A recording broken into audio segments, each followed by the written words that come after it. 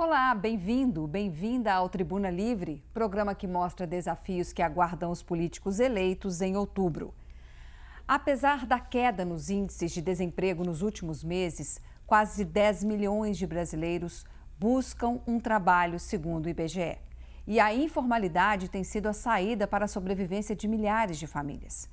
Quais políticas públicas podem ser adotadas para aquecer o mercado de trabalho? Como lidar com a precariedade das condições de trabalho oferecidas aos empregados de aplicativos, por exemplo? A redução de custo para o empregador, imposta pela reforma trabalhista, promoveu aumento nos postos de trabalho? Participa do programa conosco a professora de Direito de Trabalho da Universidade de Brasília, Renata Dutra, que é também presidente da ABET, Associação Brasileira de Estudos do Trabalho. Renata ainda é integrante da REMIR, a Rede de Estudos e Monitoramento Interdisciplinar da Reforma Trabalhista. Professora Renata, um prazer tê-la conosco. Muito obrigada pela presença. Olá, Helena. O IBGE divulga levantamentos trimestrais sobre o desemprego no país. Em maio, junho e julho, houve diminuição do índice em 21 estados brasileiros, inclusive em Minas Gerais. E ainda são quase 10 milhões de pessoas à procura de emprego no país. Veja outros dados da pesquisa. A taxa de desemprego caiu 9,1% no trimestre encerrado em julho, uma redução 1,4 pontos em comparação ao trimestre anterior, que terminou em abril. É o menor índice desde 2015, segundo o IBGE. São 98,7 milhões de pessoas ocupadas. Se comparado com o mesmo período do ano anterior, as atividades que mais aumentaram os postos de trabalho foram indústria, construção civil, serviços domésticos, comércio, reparação de veículos automotores e motocicletas. Apesar do emprego aumentando, segundo o IBGE, o Brasil ainda tem 9,9 milhões de pessoas procurando trabalho. Já o número de pessoas que gostaria de trabalhar, porém não procura por não ter experiência ou qualificação, chegou a 4,2 milhões de pessoas no último trimestre. O emprego com carteira assinada aumentou, mas a informalidade bateu recorde histórico em relação ao trimestre encerrado em abril e atinge 39,3 milhões de trabalhadores do país. Professora Renata, qual a sua leitura sobre esses números oficiais? Há motivo para otimismo em relação ao mercado de trabalho brasileiro?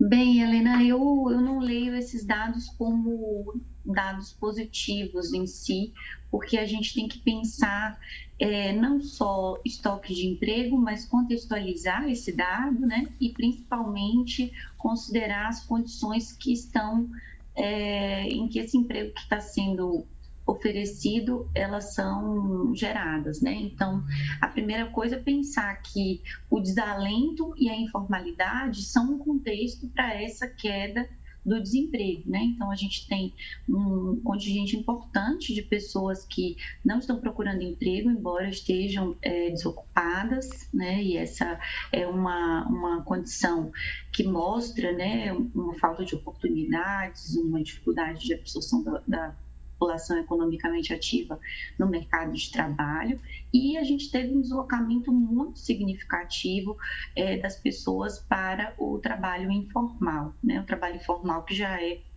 uma estrutura persistente, né, no mercado de trabalho brasileiro historicamente, mas que cresce de maneira significativa nesse último período.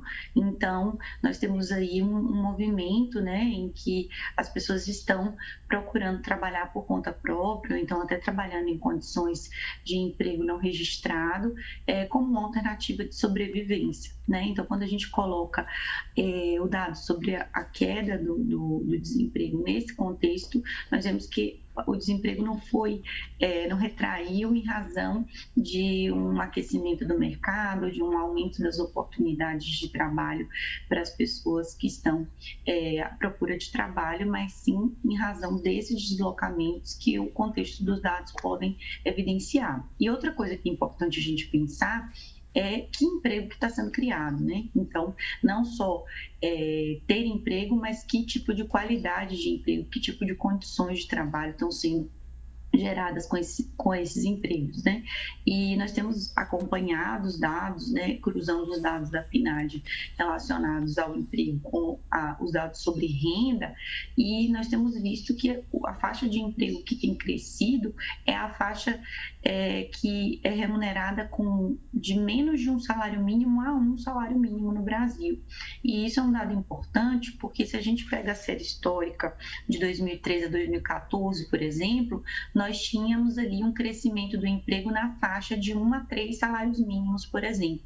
Então, nesse momento que a gente vive aqui pós-2017, que é pós-reforma trabalhista, mesmo nesse momento de agora, né, que é o primeiro momento favorável que a gente tem em relação ao nível de desemprego, nós observamos que o que tem crescido é o emprego de um ou menos de um salário mínimo, e a gente tem percebido uma redução dos postos de trabalho com 1 a 3 salários mínimos. Então, isso indica um processo de empobrecimento, né, dos trabalhadores com emprego, inclusive sendo colocados muitas vezes em situação de insegurança alimentar. E vale dizer que essa condição de estar empregado recebendo menos de um salário mínimo é uma circunstância que foi fomentada pela reforma trabalhista com as modalidades de contratos de trabalho precários que foram criados, né, que seja pela questão da quantidade de horas, ou até por serem contratos extremamente flexíveis no interesse do empregador, que não garantem ao trabalhador sequer o recebimento do salário mínimo, né? Então, esses dados nos colocam diante de uma questão importante sobre a precarização do mercado de trabalho. A gente vai detalhar, inclusive, estudos, né, que você fez em relação a esses impactos da reforma trabalhista. Mas ainda analisando esses dados mais recentes, oficiais, em relação a emprego e desemprego, como é que a gente pode avaliar o impacto de arranjos regionais para isso? Porque a gente vê que em algumas regiões caem, em outras não caem, porque tem algumas diretrizes que são, né, valem para todos, uma condição do país, mas existe algum arranjo regional que determina alguma diferença no mercado de trabalho? É importante, Helena, essa sua pergunta, exatamente porque ela desvela, né, essa ausência de conexão estrita, né, entre o rebaixamento das condições de contratação da força de trabalho e o nível de emprego. Se a gente tem o mesmo padrão normativo vigente para todo o país, o que pode explicar essas oscilações, né? Isso indica, regionais, isso indica para nós que não é a legislação trabalhista ou exatamente o custo do trabalho que vai definir o nível de emprego. O nível de emprego ele vai ser definido por muitas variáveis do campo do desenvolvimento econômico, né? Então, se você tem investimento, se você tem demanda, se você tem renda para consumo, tudo isso vai interferir na possibilidade de geração de postos de trabalho. O que a reforma trabalhista colocou enquanto um discurso insistente era que se a gente rebaixasse as condições de trabalho, se o custo do trabalho para o empregador fosse reduzido, esse empregador contrataria mais, né? E essa é uma lógica que não fecha, ela é uma inverdade, né? Não é exatamente o nível de pactuação da força de trabalho que vai dizer se há emprego ou não, né? São as condições de desenvolvimento econômico, é o aquecimento da economia, o nível da demanda, e isso vai variar em razão dos níveis de investimento e desenvolvimento que são desiguais regionalmente, né? O grande equívoco é entender que simplesmente tornar o trabalho barato faz gerar-se mais trabalho, né? Inclusive porque a gente teve a mesma legislação trabalhista não reformada em contextos econômicos anteriores, permitindo um nível de desemprego muito mais baixo, né? Inclusive nós temos estudos da OIT afirmando exatamente isso, né, que não há relação imediata entre essas duas variáveis, né, o patamar de proteção social e o nível de emprego. A OIT estudou mais de 100 países e identificou que a existência de reformas trabalhistas que flexibilizam o direito do trabalho produzem resultados distintos em países distintos, o que significa dizer que não é a legislação do trabalho quem define o nível de emprego, né, e sim a legislação do trabalho define dignidade, condições civilizadas de prestação de serviço. Eu queria dar um exemplo, né, do caso de Minas Gerais, que tem uma economia que é muito voltada a extração mineral, né, e também a agroindústria, e como que a interferência dos mercados desses setores pode afetar, de alguma forma, também essa dinâmica, né? Exatamente. Algum estudo, então, já que mostra resultados da reforma trabalhista, que possa ser citado aqui para a gente avaliar melhor, então, agora, entrando nesse tema específico? Olha, a REMI, que é uma rede de pesquisadores e pesquisadoras de todo o país que tem acompanhado e monitorado os efeitos da reforma trabalhista, tem uma sequência de publicações. Desde 2018 nós estamos monitorando esses dados e temos acompanhado a evolução, né, dos diversos indicadores, porque para a gente avaliar a questão do mercado de trabalho, a gente não pode só considerar nível de emprego, a gente tem que considerar emprego, desalento, informalidade, a gente tem que considerar o padrão das negociações coletivas, aquilo que os sindicatos têm conseguido conquistar e avançar por meio dos processos negociais, a gente tem que considerar indicadores relacionados à saúde e segurança do trabalho, e também temos que considerar a renda, nós temos que considerar a jornada, enfim, esse conjunto de variáveis tem sido analisado de uma maneira interdisciplinar por esses pesquisadores e pesquisadoras da rede. Vale a pena consultar, as publicações são todas disponíveis online e estão aí corroborando essa crítica que foi feita em relação à reforma trabalhista, né? Tanto no sentido de que as promessas que foram feitas pela reforma, principalmente uma suposição de que seriam criados 2 milhões de empregos, 6 milhões de empregos a cada 10 anos, isso não se concretizou e nós percebemos, através de todas essas variáveis, um processo consistente de degradação das condições de trabalho no Brasil. Que condições são essas? O que a gente pode dizer? Onde que houve perdas? São jornadas muito grandes? Falta de que tipo de garantia? Como é que está a vida do trabalhador depois da reforma? Então, a gente tem um dos elementos centrais da reforma, né, que foi a flexibilização da jornada de diversas maneiras, né? Então, desde uma maior leniência com a flexibilização dos intervalos dos trabalhadores, até sistemas de compensação de jornada sendo permitidos por acordos individuais. Tudo isso faz com que o tempo de trabalho ele aumente, isso não se reverta necessariamente em rendimento para o trabalhador, né? Porque são medidas colocadas em termos de flexibilização e compensação. Nós temos esse fato importante da queda do rendimento do trabalho, né? Então, esses contratos precários que foram criados pela reforma, eles implicam uma redução da importância do salário, né? Nós temos também uma dificuldade em relação à organização coletiva dos trabalhadores, uma fragilização significativa do movimento sindical, e isso se reverbera na capacidade de fazer greves, na capacidade de organizar a categoria e principalmente na capacidade de conseguir reajustes e melhores condições de trabalho por meio das negociações coletivas, né? Então, o Diese tem acompanhado com preocupação o fato de que a maioria das categorias no Brasil não tem conseguido ganho real nos reajustes salariais nesses últimos anos, né? Na verdade, tem conseguido, quando muito, repor a inflação ou mesmo conseguido reajustes que ficam inferiores ao valor da inflação, né? O que indica também uma perda, né, do valor real do salário dos trabalhadores e trabalhadoras. Em meio a essa nova dinâmica, digamos assim, do mercado de trabalho, nós temos 1,5 milhão de pessoas atuando em aplicativos de forma informal no Brasil, segundo o IPEA, o Instituto de Pesquisa Econômica Aplicada. E elas enfrentam um cotidiano de trânsito caótico, sem locais de descanso, expostos a pressões por parte de clientes e estabelecimentos comerciais, além de receber, geralmente, baixos salários. Esse é o quadro, segundo o professor de Sociologia da UNB, Ricardo Feste. Ele nos responde agora se a regulamentação dos aplicativos poderia melhorar a qualidade de vida desses trabalhadores e analisa o futuro do trabalho. O futuro do trabalho é a precarização total, para poder garantir lucros exorbitantes para uma porcentagem pequena da população mundial.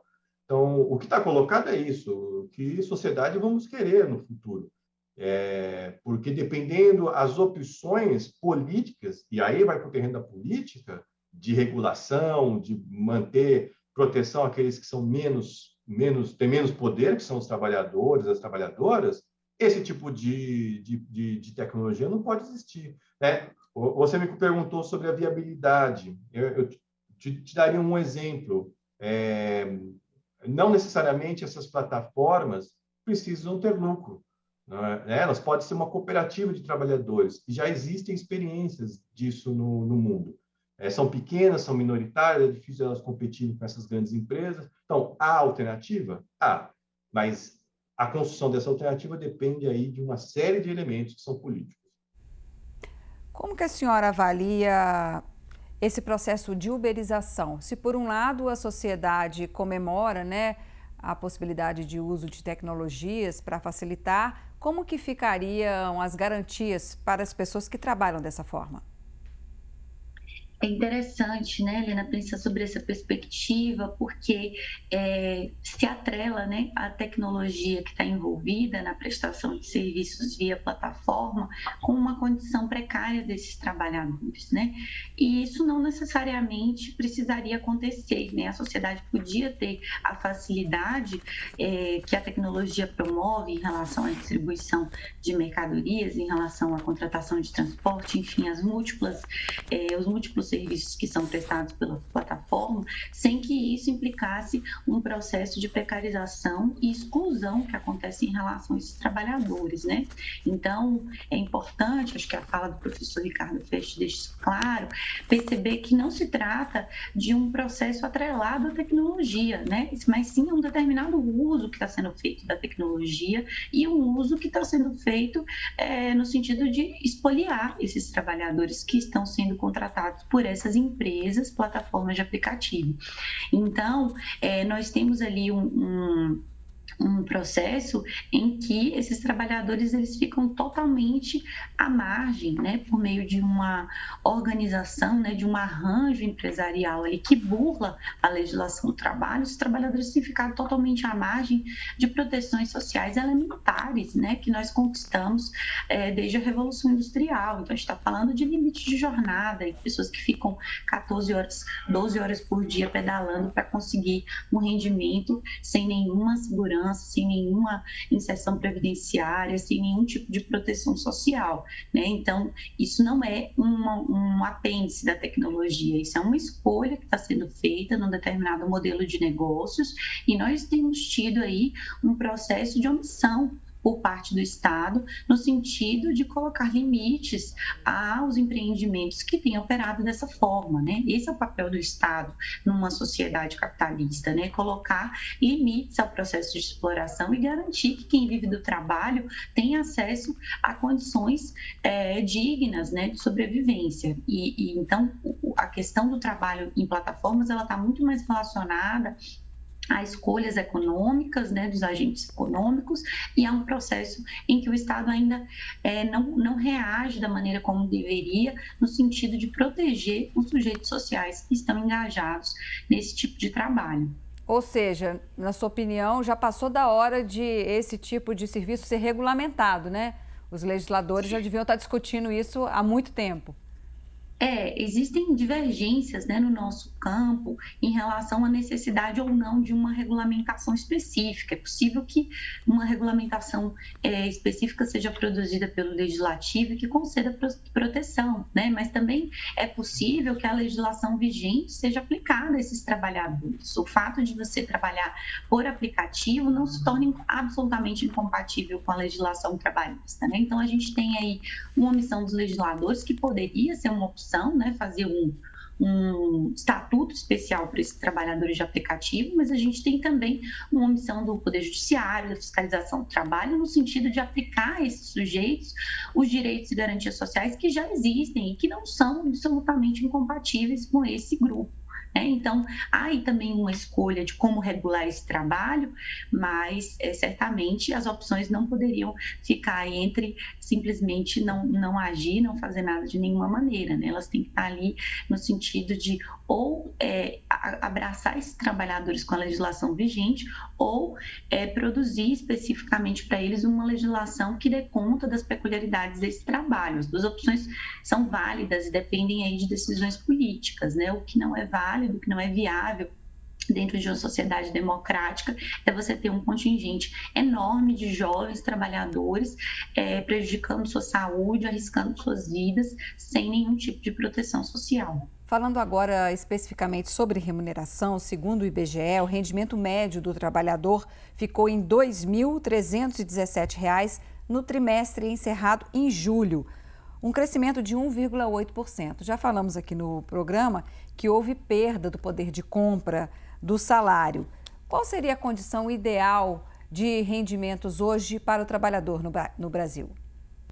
Olha, uma coisa que é muito importante seria o resgate da política de valorização do salário mínimo, né? Então, além de nós termos tido esse processo em que crescem as faixas de remuneração que estão ali entre menos de um salário mínimo e um salário mínimo, nós temos nos últimos anos um desmonte da política de valorização do salário mínimo, e isso implica uma perda do rendimento dessa que é a faixa mais importante do mercado de trabalho em termos quantitativos.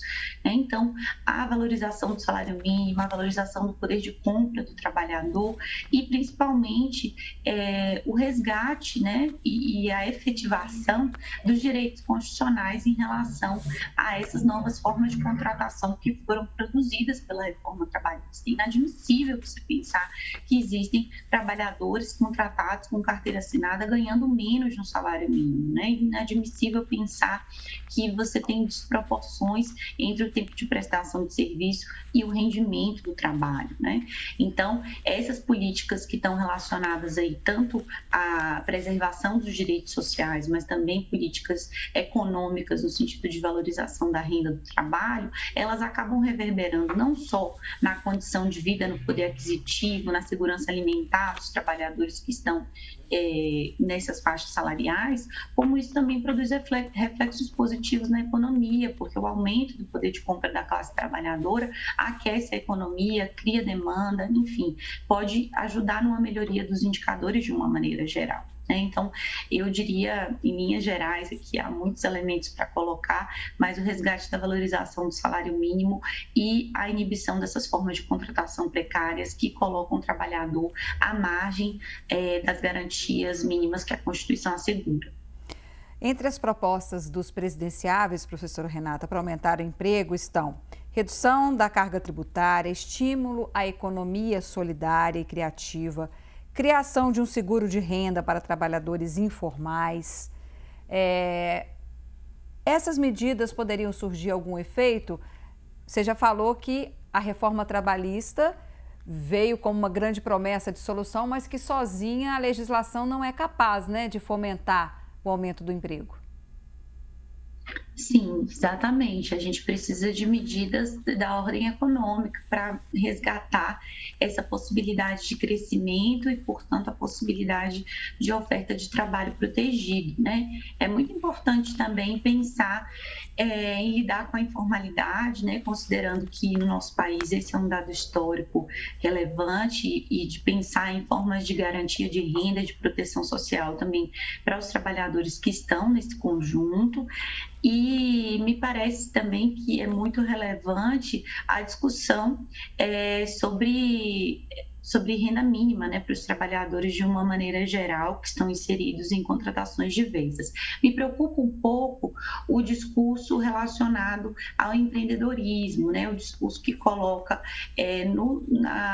no trabalho por conta própria e